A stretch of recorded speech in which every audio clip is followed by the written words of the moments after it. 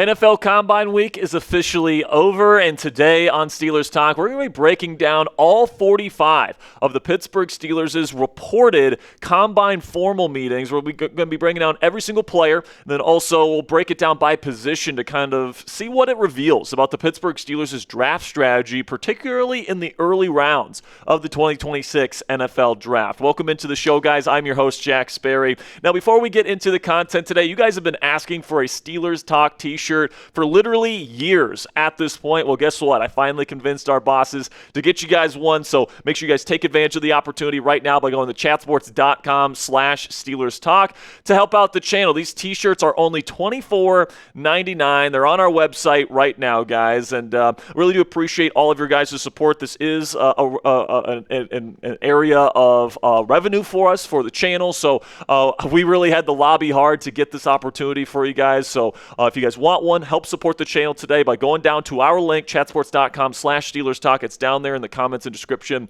of today's show if you guys want to rep Steelers Talk in your wardrobe moving forward. So now let's talk about why Combine formals matter, especially when it comes to the Pittsburgh Steelers. And now I know that a new regime is coming in with Mike McCarthy as the new head coach, and he might do some things differently, but the Pittsburgh Steelers traditionally never draft players in round one that they don't have formal Combine meetings with. And the same thing can be said for really day two picks as well. There are some exceptions on day two, but in terms of the guys that they're meeting with that could be drafted by the Steelers in round one, these are the players that they're really interested in and they're kind of honing in on with their first round selection. So we'll take a look here first at quarterbacks, and right now it's looking more like round three almost, the guys that they're looking at. Now they did meet with Ty Simpson, who is expected to be a first round pick. It's going to be interesting to see how they feel about him. He could be the lone kind of first round option for the Pittsburgh Steelers if they want to go QB in round one, but I think it's interesting that the other three guys that they formally met with, Drew Aller out of Penn State, Garrett Nussmeier from LSU, Carson Beck from Miami, they're all expected to go somewhere in that round three, round four kind of range, which is where I think the Pittsburgh Steelers might be interested in drafting a quarterback this year. Now, I'll also say that the chances of the Steelers just not drafting a quarterback this year are not zero. Like, I think the chances that that they just move forward with Aaron Rodgers, Mason Rudolph, Will Howard, and maybe they draft somebody real late or bring in a UDFA. But I think this team kind of likes the way that the quarterback room is set up, and maybe they let go of Mason and bring in a guy like Trey Lance or something like that to understudy under Rodgers for a year. But it's just going to be an interesting situation here. I don't think Pittsburgh's just going to take a quarterback just to take a quarterback. I think they have to legitimately feel like they've got starter level upside to take them. So it's going to be an interesting conversation here to see what happens at the quarterback position when it comes to the NFL Draft here in Pittsburgh. So take your pick. Out of these four quarterbacks, which one would you like to see become a Pittsburgh Steeler this year? Type TS for Ty Simpson, type DA for Drew Aller, type GN for Garrett Nussmeier, or CB for Carson Beck. This will be the pinned comment on today's show. So in just a second here, I'm going to tell you about today's sponsor, GLD. While I tell you about our sponsor today, let me know which quarterback you'd like to see in black and gold next year. And now let's have word from our sponsor today at GLD. And let's think about this for a second, guys. Every guy has something that is a go-to in their closet, right? The shoes that go with everything, the one pair of jeans that fit just right, the t-shirt that always looks clean no matter what you pair it with. You don't overthink those pieces. You just grab them and they work every single time. But most guys are missing one thing from their lineup, and that's jewelry. That's where GLD comes in. They make the kind of pieces that become part of your routine, not just something you save for special occasions or just once in a while.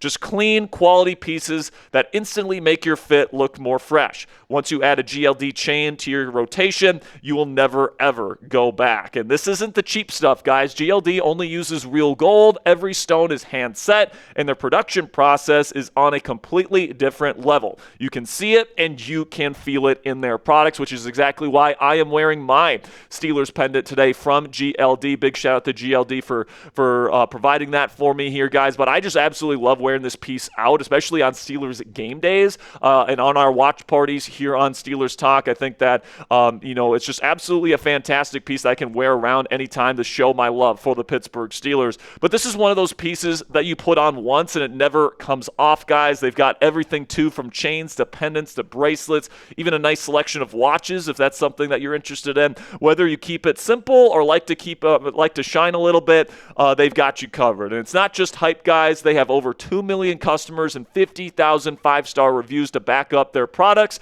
with GLD being worn by names like Justin Bieber, Malik Neighbors, Micah Parsons, A$AP Rocky, and plenty more. The best part, though, is that every single piece from GLD is guaranteed for life. If you want to look, feel, and be your best, or just want to level up any outfit, this is the missing piece you've been sleeping on. So work hard and change the game with GLD today. For a limited time only, new customers are getting an insane deal with our friends at GLD today. You guys can use code CHAT to get 50% off at GLD.com. That's 50% off your order with code CHAT at GLD.com. After you purchase, they'll ask where you heard about them. Please support our show and tell them that we sent you. And a big thank you to GLD for sponsoring today's edition of Steelers Talk. Now, in terms of the running back position, apparently the only player that the Steelers formally met with at that position was Jeremiah Love from Notre Dame. That was confirmed by Love himself on the Rich Eisen show last week at the Combine, just so you guys are wondering where that is from. But then really the big position that the Steelers looked at this year was wide receiver, and where like all the top guys, they had formal Combine meetings with Mekhi Lemon, Carnell Tate, Jordan Tyson, Denzel Boston, Omar Cooper Jr., Casey Concepcion, kind of the guys that are expected to go somewhere in that round 1, early round 2 conversation, but also Jeremy Bernard, who had a great Combine week, Zachariah Branch, who I thought represented himself well at the Combine last week, Elijah Surratt from Indiana, Malachi Fields from Notre Dame, and then Ted Hurst, Antonio Williams is another guy that could go on day 2, Dazon Shribling from Ole Miss, and then Caden Weegan from Iowa. Rounds out the rest of the group, creating 14 formal Combine interviews out of the 45 that they had last week. Now, some notable exclusions here from the wide receiver group that they interviewed this week was Chris Bell from Louisville, who's being compared to guys like Deebo Samuel, among others, kind of a big body yak threat, and then Chris Brazzell, somebody that's a very popular wide receiver draft target among Steelers fans. A lot of people were hoping that the Steelers would meet with him. They did not meet with him for a Combine formal meeting, definitely decreasing his chances of becoming a Pittsburgh Steeler this year. But I would personally be shocked, guys, if Pittsburgh doesn't go wide receiver by round 2. All right, they're definitely talking with a certain type of players that are going to be around that round 1 and round 2 conversation. I think it's pretty well documented that the Pittsburgh Steelers need wide receiver help, and I think that the main way that they want to address that position and complement DK Metcalf this offseason is by bringing in a high-level wide receiver prospect to pair with DK over the next half decade here in the Steel City. But Pittsburgh did not have a formal Combine meeting here with any tight ends, so it seems like Pat Freiermuth, Darnell Washington's jobs here in Pittsburgh are pretty much safe, and honestly, Jonnu Smith might even make the team next year. We'll see what happens with Jonnu. I think his situation's a bit more fluid. I think if the Steelers feel like they need that extra, $7 million, I think that Jonnu Smith could be on the chopping block. But the fact that they're not talking with any tight ends at the Combine this year tells me that Pat Freiermuth, Darnell Washington, definitely going to be the top 2 tight ends in this group, and Pat Freiermuth is not getting traded. Now we get to the offensive linemen. Just 4 offensive linemen got formal Combine meetings this year, so it doesn't seem like it's that high of a priority for the Steelers heading into this offseason. But these guys that they talked to, they're expected to go around that day 2 conversation. Pasantis and Pregnon, the two of some of the top guards in this class from Texas A&M and Oregon, respectively, and then Caden Proctor, and then I can't say this kid's name out of Arizona State. I apologize to Mad Max here, but he had a really good Combine this week. He's somebody that's going to be at the fringe of that round 1 conversation, but more likely round 2. So keep your eye on those guys. But then we get to the other side of the trenches here at the defensive linemen, and they talked with a lot of nose tackles, right? A lot of run stuffers. Caden McDonald out of Ohio State, Lee Hunter out of Texas Tech, Darrell Jackson Jr., the long levered nose tackle out of Florida State, and Rayshon Benny's not quite as big or quite as solid in the run game as the top 3 guys on this list are, but definitely somebody to keep an eye on there as a mid-round draft prospect that the Steelers could be targeting. And then some notable exclusions from this list are the guys that are bona fide round 1 guys. guys are considered bona fide round one guys, and Peter Woods from Clemson and Caleb Banks from Florida. McDonald and, Darrell Jackson Jr. and Lee Hunter are guys that could go round one, but could also slip into round two, and the Steelers could show some interest in those guys if they slip a little bit on draft night. And then the only edge rusher prospect that Pittsburgh apparently had a formal combine meeting with was LT Overton from Alabama, and even Overton, is somebody that's considered almost more of a 5 technique in a 3-4 system than a true edge rusher. He's a bigger bodied guy that, is kind of a tweener. So just keep that in mind as the Steelers might be looking for a backup 5 tech. But then we get to the off-ball linebackers here, and it's looking like, round 2, round 3 type guys is who they're looking at here. And C.J. Allen from Georgia, Anthony Hill Jr. from Texas, and Jake Goldie from Cincinnati. It's not a long list, but it is a list of guys consisting of, expectations of going on day 2. So keep your eye out for a potential linebacker being taken by the Steelers on day 2 if one of these guys falls to a spot that they feel is advantageous for them. But then we get to the safeties here. They had formal combine meetings with 5 of them. Caleb Downs, the top safety in the class. Dylan Thieneman, another guy that's expected to go around somewhere in round 1 after an awesome combine performance, but also Bud Clark, A.J. Halsey, and Zakee Wheatley from Penn State. Those guys are more mid-round prospects that the Steelers could be looking at here this year. And then another position that the Steelers really took a really deep dive look into during the combine was corner, okay? This is one of those positions where, do they bring back James Pierre? Do they bring back Asante Samuel Jr.? Would they really consider using a first-round draft selection on a corner? Well, they talked with most of the top guys in this class. Mansour Delane from LSU, Jermod McCoy from Tennessee, Avian Terrell from Clemson, Colton Hood also from Tennessee. And they even talked with some of the top guys that are expected to go round 2, guys like Brandon Siss and D'Angelo Pons and Keith Abney, and even guys that could go in round 3 like Keontae Scott and Dalen Everett.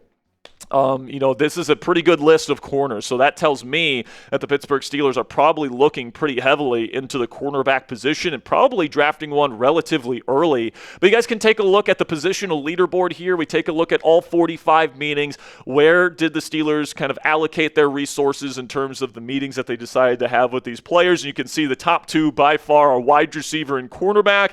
I would say the Steelers would probably love to get a receiver and a corner with their first 2 draft picks, but obviously they talked with some other top-end type of prospects at safety and defensive line and even quarterback. Those are on the table early as well, but those would probably be the top priorities for the Pittsburgh Steelers at this juncture in the offseason. Now, I've got 5 takeaways from this list, guys. Number 1 is that if they're going to take a quarterback this year, it's probably going to be in round 3 or in round 4, somewhere in the middle rounds, because they do like Will Howard as a potential long-term option. Obviously, they're expecting Aaron Rodgers to be back for another season here in Pittsburgh. And, I feel like if they're going to draft a quarterback, they got to feel like it's the right guy. They got to feel like he has a better chance than Will Howard to be this team's long-term answer at the starting quarterback position.